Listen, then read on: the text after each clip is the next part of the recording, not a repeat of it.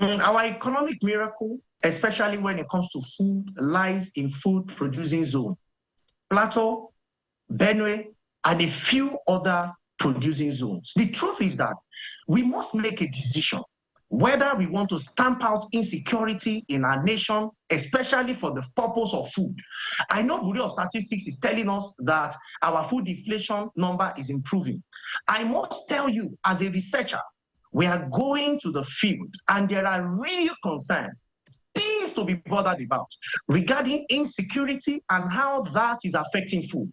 I must give kudos to the Nigerian military for what they've done, because it could even get worse. But I am saying that we need to change our strategy.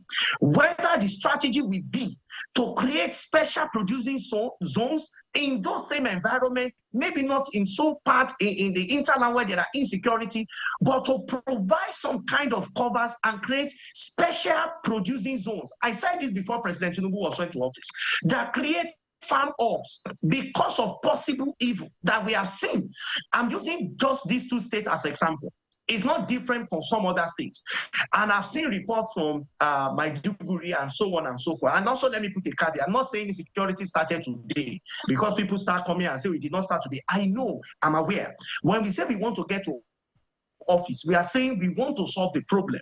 So to solve the problem, we have a responsibility to ensure that food output are consistent, food output are humongous, food output are sufficient. Now, to do this, to our mind, we feel that what we need to do is to create food special zones, maybe in some local government where we provide some security cover and send those who have no work. A lot of Nigerians say, so we are unemployed, we are underemployed. But if government can arrange this, and let me say this is not the first place in the world that arrangement we hold. So let me also say that this administration will not be the first to do it.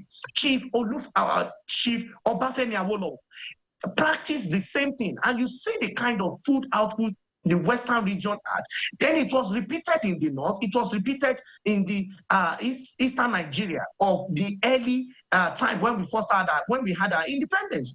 But over time, because of military intervention, we did away with those. We feel that we want to form a federal system of government that people will come with begging bowls. Unfortunately, the begging bowl leaks. So now we said that we want to have some level of federalization, where all the states should have their money, they should invest, but we can't even have control. There's nothing the president can do. If a governor says, what I want to spend my money on is to spend my people on religious trip to Jerusalem or to Mecca, if that is what he wants to do, what will the president do? Constitution does not give him the power. But he has made policies to say that we want money to be available. So we must also know that what we need to do in the short term is to protect our farmers. If not, even though inflation number is raising 15 or 1%, prices of food will remain generally high until supply is guaranteed. So my advice to Mr. President, your solution in terms of economy, because the politics everybody is talking about is economy.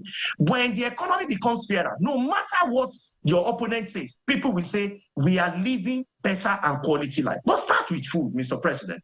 Food inflation must go down to the barest minimum. Beyond the numbers, output is what you can work with, that is food supply. How would you get supply? And supply of many things. Supply side economics is what I want you and those that are helping you to manage the economy to work on. And there are several examples from South Korea to China, to Japan, to Indonesia, and even in recent time to Pakistan.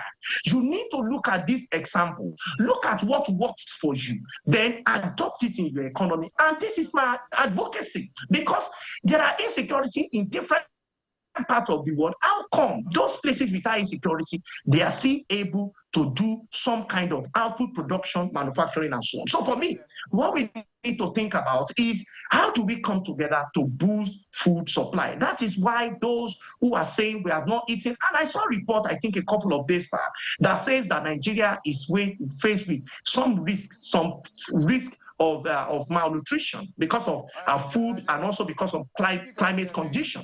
For us to not to face with some level of drought or hunger and deprivation, it's important for us to consider food supply right now. But beyond that, there's something I mentioned in all my media presentation. It has been that, one, we must do everything to ensure that as an economy, we move from economy that is dependent on other nations to the one that can sell to other nations. And what does that mean? We need to wrap up with power production, generation, distribution, or even we have states now have rights to have their own gencos.